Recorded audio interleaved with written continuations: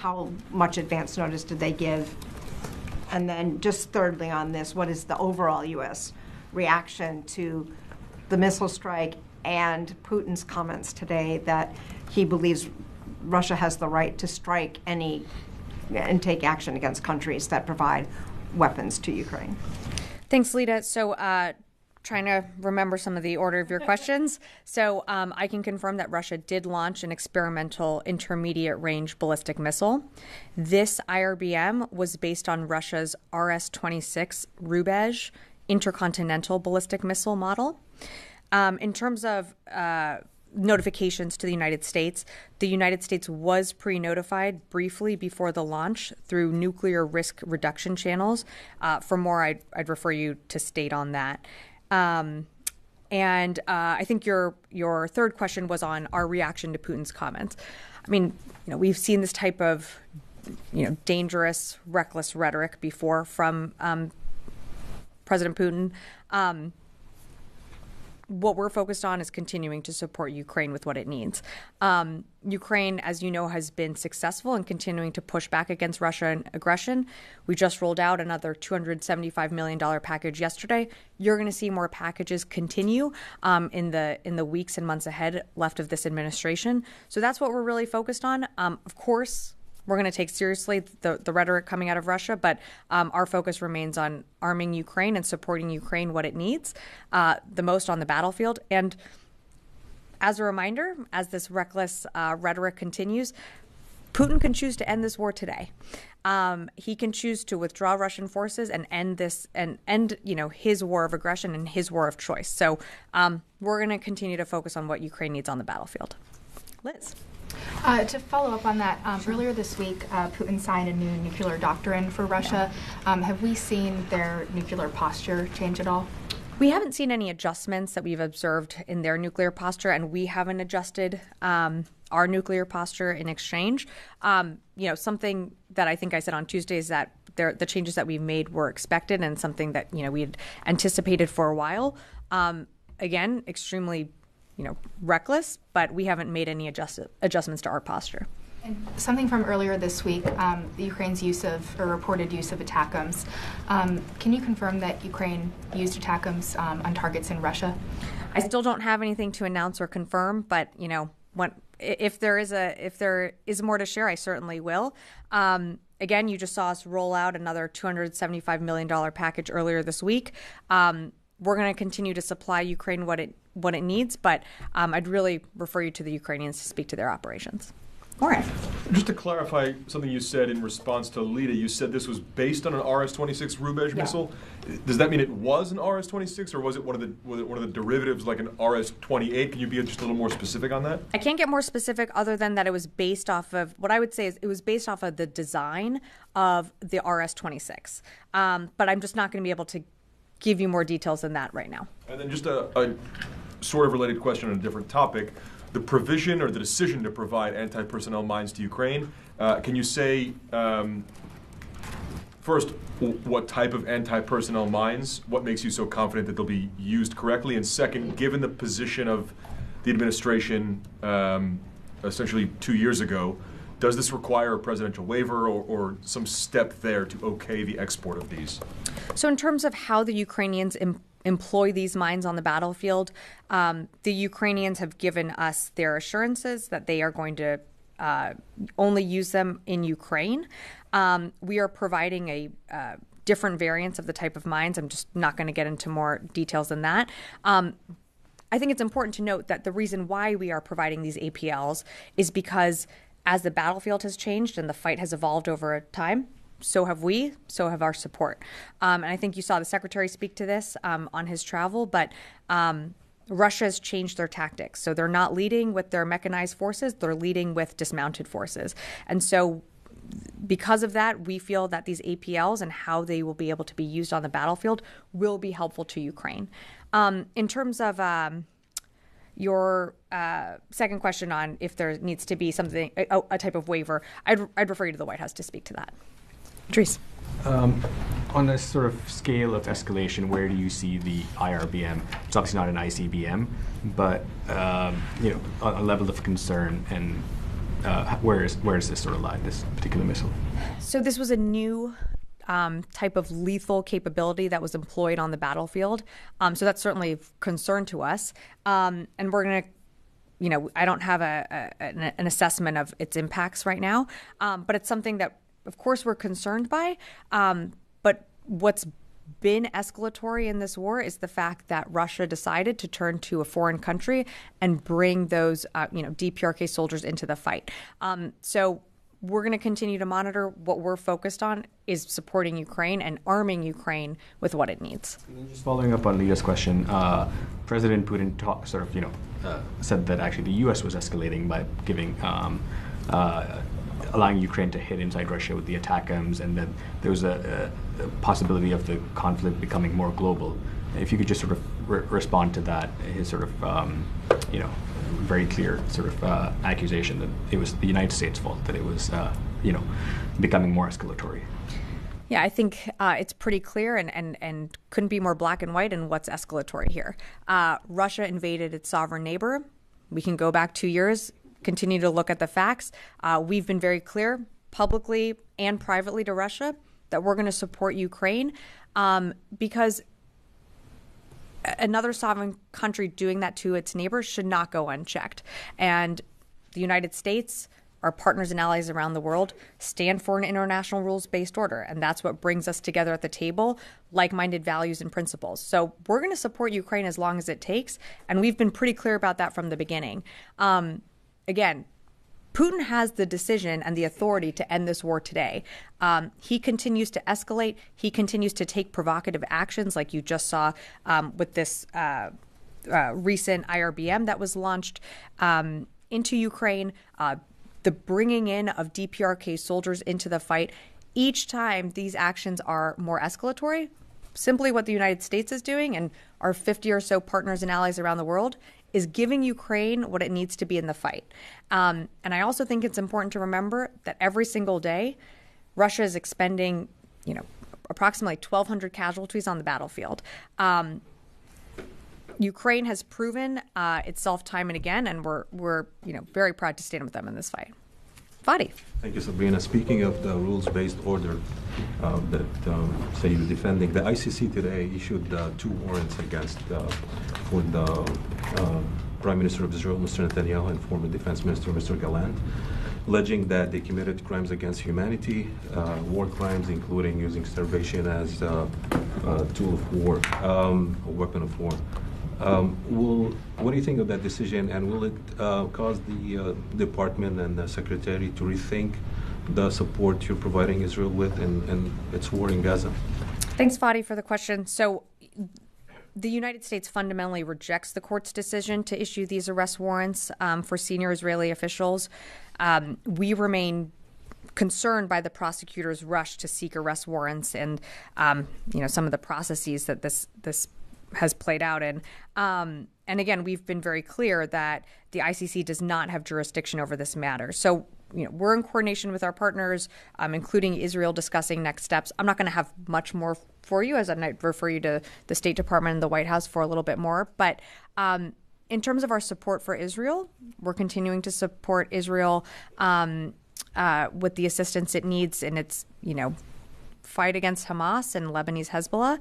But that doesn't mean that we can't continue to make clear our concerns on the conduct and how they are conducting those operations, whether it be in Gaza or on the northern border. So you're rejecting the decision based on, I guess, technicalities and jurisdiction. Mm-hmm. What do you think of the allegations?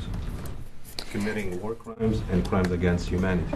Again, we don't see eye to eye on where the ICC is. And as I've said, we reject the court's decision to issue these arrest warrants. So I think that pretty much implies that we don't agree with that decision. Okay, so what is the legal opinion you're basing your rejection on? Did the department issue any legal opinion on what's been happening in Gaza? Did you study any incidents that are mentioned in the ICC decision? I'm not aware of a formal legal opinion being issued by this department. I think you've asked me that before. Some of the things that,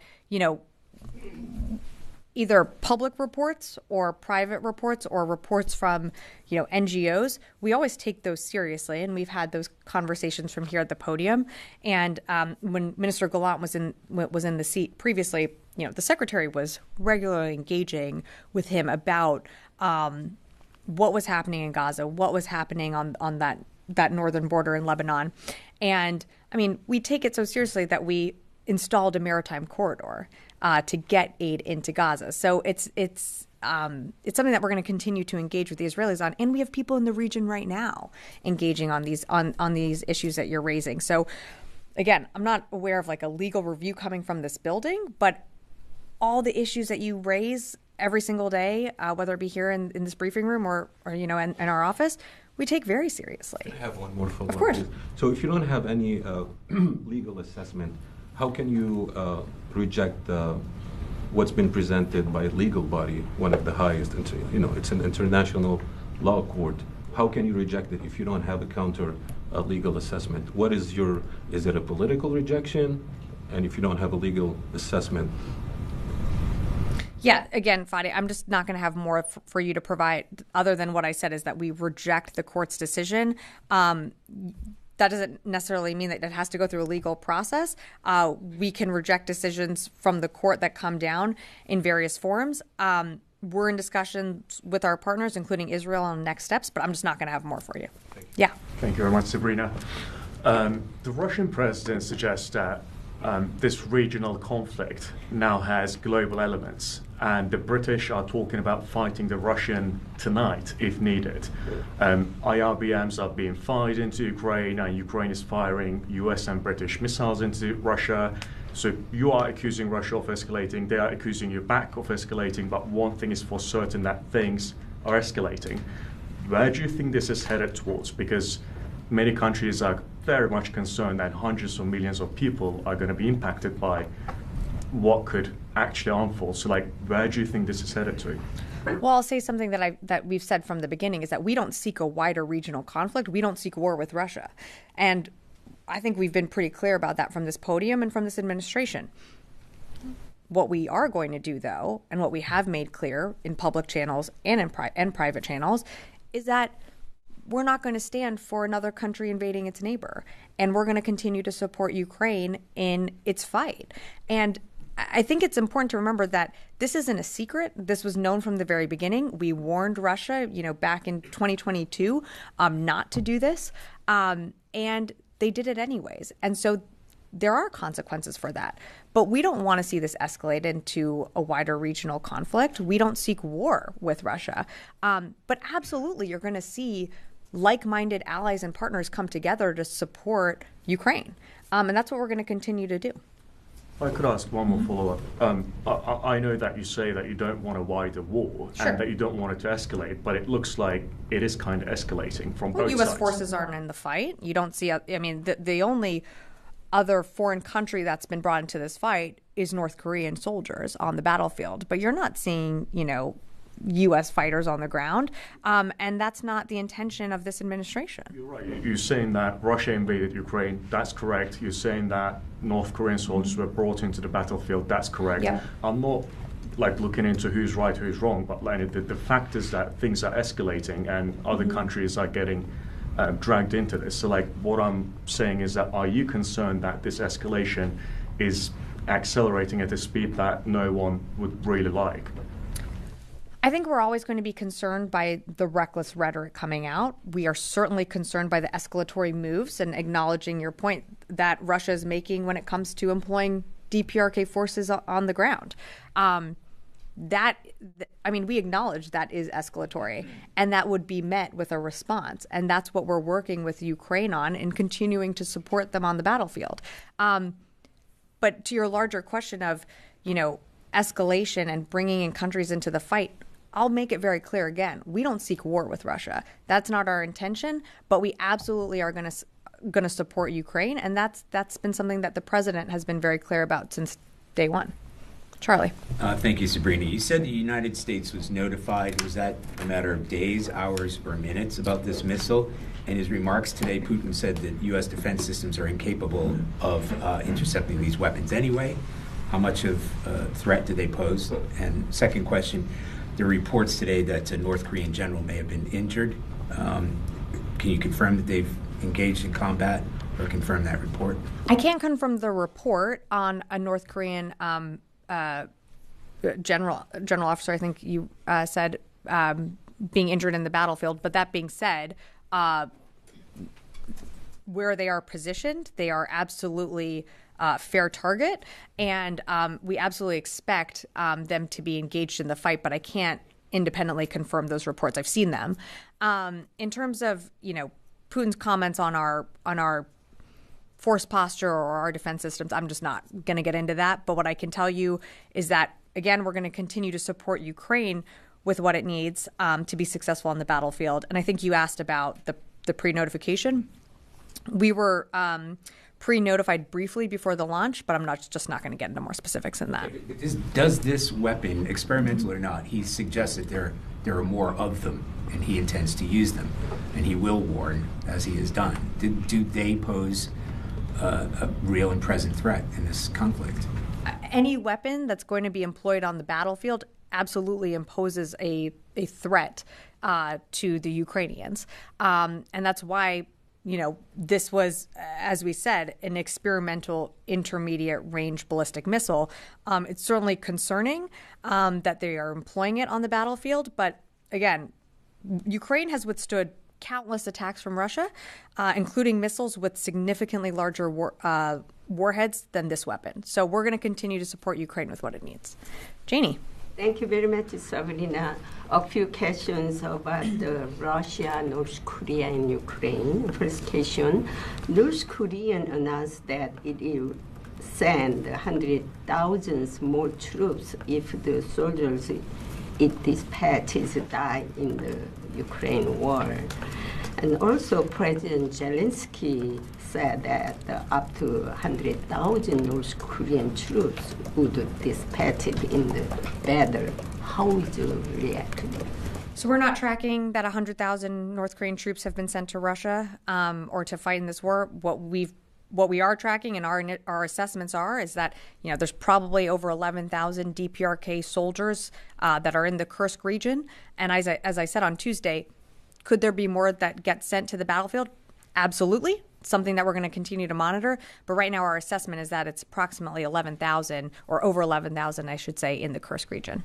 It is known that the North Korean military is participating in battles by joining the Russian Marine Corps and airborne troops. Also, the video shown in Ukraine reported that several North Korean soldiers were killed and injured. Does the U.S. have any information on the number of North Korean casualties and injuries in battles? Similarly to what Charlie asked, I just can't confirm reports that they've started to engage in battle. I've seen the public reporting out there that a general officer was wounded, but again, I can't confirm it. Do we expect these soldiers to be brought into the fight? Yes, absolutely. They are in Kursk for a reason. But I just can't confirm those reports that are circulating right now. We'll certainly keep you updated on that. Yeah. Can I just go over here? Yeah. Thank you, Sabrina. Despite your rejecting the ICC's decision about Mr. Netanyahu and his previous defense minister, Gallant, there are many ally countries in NATO, like Canada, France, are accepting the decision. But my question will be about the core issue, which is the humanitarian crisis in Gaza.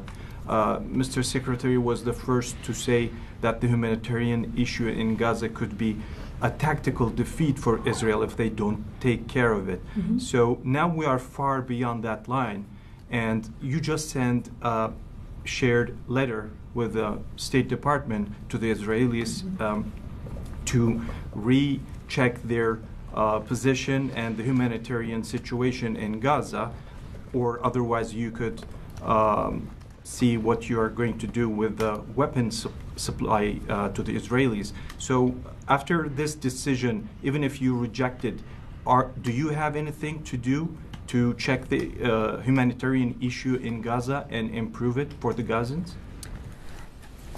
Sorry, just to understand a little bit more of your question, you're asking if we the United States is monitoring the humanitarian aid getting into Gaza? The decision of the ICC is another thing, but the humanitarian issue and the problems are there. Right. So are you going to do anything to address this problem in Gaza? I mean, every single day we are engaging with the Israelis. And it's not just the Department of Defense. I mean, you have other agencies like USAID, you have the UN that are engaging at their levels to ensure that aid can get in. I think, there are, and certainly, when the secretary has engaged with his counterpart, they do understand that there is a need to get aid into Gaza. And to your point, you don't want a tactical victory to be confused with strategic defeat, which is something that the secretary has spoken about. So absolutely the need to get aid in to the people of Gaza, that is strategic in and of itself. That needs to happen. We're not on the ground. We did set up that maritime corridor over the summer to get aid in as fast as we could. We're working with the Israelis. As we've spoken about, they have opened more crossings, so we are seeing more aid get in. Is it enough? No, more needs to get done. And that's what we're continuing to impress upon them. And about the Russian missile attack, you said we pre-warned about it. Was that like it's not a nuclear attack warning? Or it was it was through the nuclear risk reduction channels, and we were briefly notified before the launch. Wafa. Thank you, Sabina. I have two questions. Sure. First on Iraq. According to very trusty sources, Iraqi sources, Iran-backed groups are manufacturing drones and managing their operations against Israel from Sinjar. Do you have any indication that confirms this? And also, do you have indication that Israel is getting closer to target or attack these groups in Iraq? I don't have anything on Israel. I would refer you to them to speak to what they plan to do or any operations. In terms of IMG groups within Iraq, I mean, we've certainly seen them launch, attacks at U.S. forces, but also attacks towards Israel. In terms of what you're referencing in like production or things like that, I don't have any confirmation of that happening in Iraq. What I can tell you is that Iran continues to supply these groups with what we've seen, whether it be drones, ammunition. Iran is arming its proxies. How they do that and by what means, I mean, that's coming from Iran. But in terms of manufacturing facilities, I don't have more for you on that. Okay, on Lebanon, since the United States recognizes Lebanon as a sovereign country, and tomorrow, by the way, is Lebanon Independence Day, does this department believe that the Lebanese armed forces have the same right as Israel to defend themselves, particularly after being targeted directly in recent days and losing more than a dozen of soldiers? Well, we certainly are concerned by those reports. I mean, Lebanese armed forces are there to also protect their own citizens. We have trained and equipped those forces to fight the threat of Hezbollah. But again, I mean, Israel conducting operations on that northern border to weed out Hezbollah, which, continues to launch rockets towards Israel on an almost daily basis. So what we certainly want to see is those LAF forces, protected and not get caught in the crossfire. And we've made that clear to our Israeli counterparts. Do they have the right to defend the country, to defend themselves, particularly in the context of a potential ceasefire deal between Israel and Lebanon? Well, if there's a ceasefire deal, there would be a cease to fighting. So, of course, we wouldn't want to see fighting on either side. And just to that point, we have people in the region right now that are continuing to push forward for a ceasefire deal to be put in place. And I'll say, we are working up to the last, the final months of this administration. We're going to continue to push every single day. But ultimately, as you mentioned, what's going to bring, peace and allow people to return to their homes on that northern border is a ceasefire. I'm going to go right here. Yeah. Yes. Hi. Sabrina for the Italian television. So, do you guys have a feeling of sort of anti-Semitism towards Israel with this decision from the ICC, looking at all the effort that the U.S. and European allies did to support Israel, at the same time to support the civilian in Gaza, but also, do you feel like there's been some, of course it's hard to admit, but maybe some sort of lack of leadership lately from the U.S. in trying to close the situation in Israel? No, I don't think there's been a lack of leadership. In fact, as I said, to Wafa, we have people in the region right now engaging on all sides to bring a ceasefire to that northern border in Lebanon, engaging to bring the hostages home in Gaza, pushing every single day to get aid into Gaza to the people that need it most. We have an entire Central Command AOR which is engaging, on a regular basis with their counterparts. So no, I don't actually think there's a lack of leadership. In fact, I think this is where you're seeing U.S. leadership, continue to push and to lead. And the president was just wrapped up his trip overseas. The secretary is concluding his trip in the Indo-Pacific. You're seeing us continue to lead on the world stage. And so, no, I would push back on that notion. Poor decision. It seemed like there is a lot of anti-Semitism toward Israel also. I'm not going to speak on behalf of the court. That's not my job. I'd refer you to the court. I'm just not going to speak on behalf of the court. Constantine. Thanks, Sabrina. Going back to the attack in Ukraine, can you say how many missiles, IRBM missiles, Russia launched, and can you confirm reports that the missiles had multiple warheads? I can't confirm either of those right now. We're still doing our assessment with the Ukrainians, so if we have more to share, we certainly will. And then just to follow up on Charlie's question, obviously you've said that we got a pre-warning from Russia before the attack, but can you say whether any of the early detection systems that the U.S. has to detect a launch like this picked up the launch, worked as intended? Yeah, I appreciate the question, but I'm just not going to go into those details. Follow up on this. So just moments ago, White House press secretary said that the U.S. briefed Ukraine and close allies in recent days to help them prepare. So what kind of knowledge did you have in advance? How detailed was that, and how exactly could Ukraine prepare for this kind of attack? So we did brief Ukraine and our partners and allies of the possibility that this could be used. Kind of to Constantine's point, this gets to an intelligence assessment that I'm just not going to do from the podium. And another one, Putin said that Russia launched its missile as a message to the United States.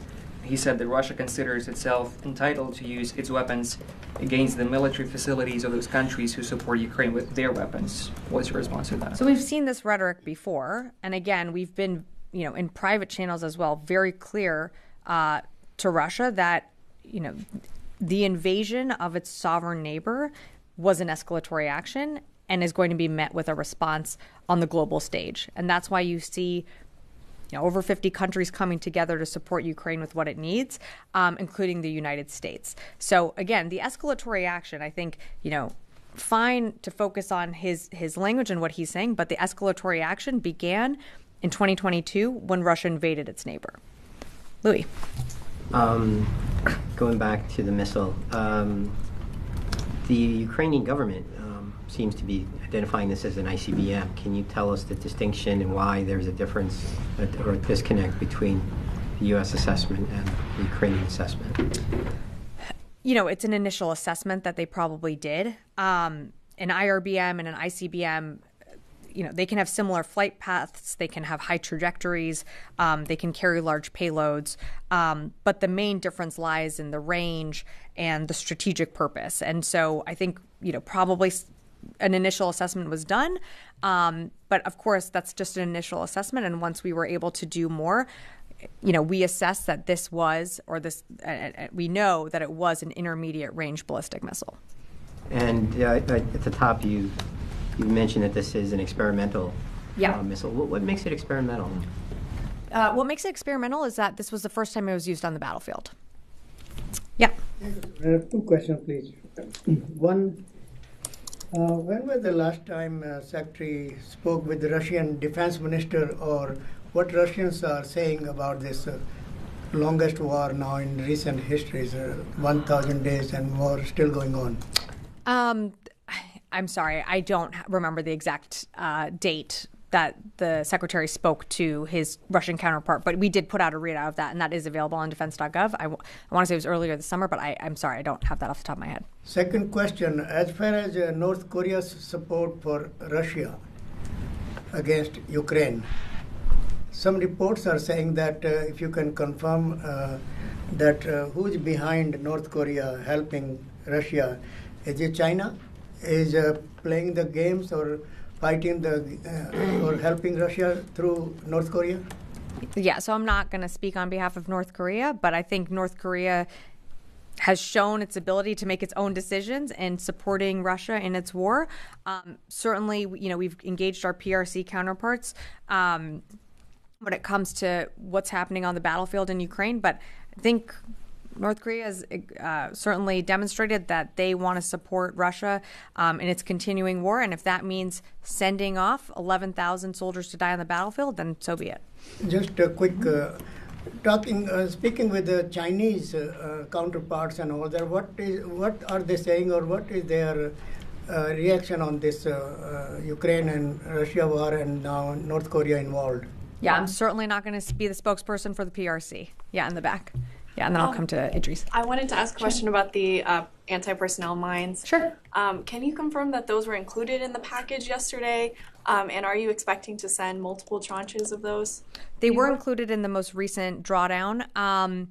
In terms of further packages, I just don't have more to preview. But we've made a commitment. Could they be provided in future packages? Sure, but I just don't have anything to preview right now. Can you also detail at all how much oversight there is going to be on tracking those and how they're used in Ukraine?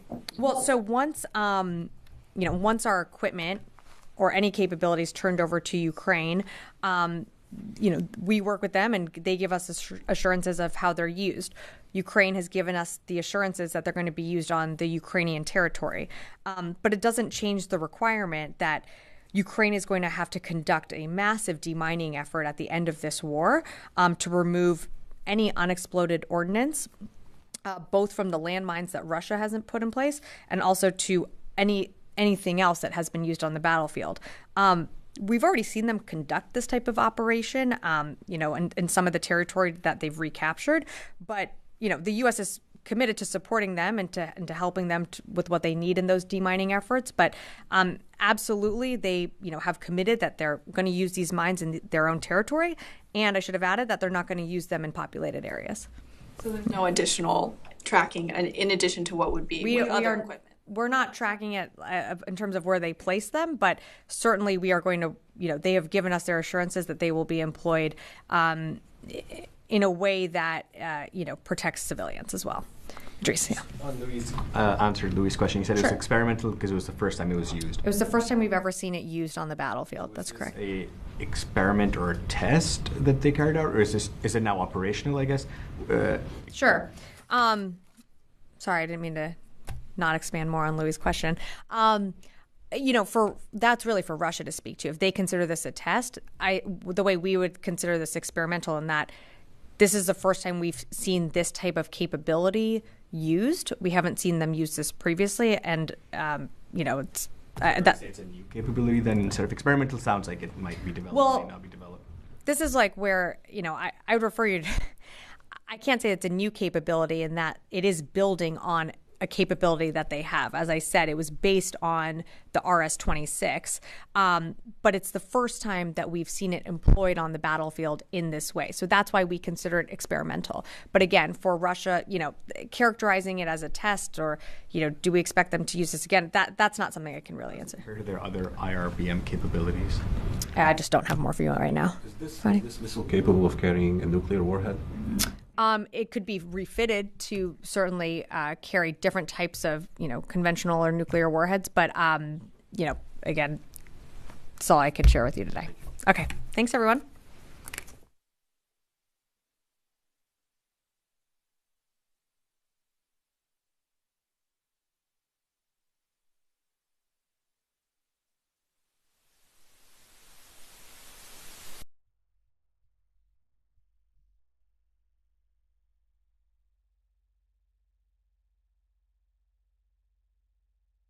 you.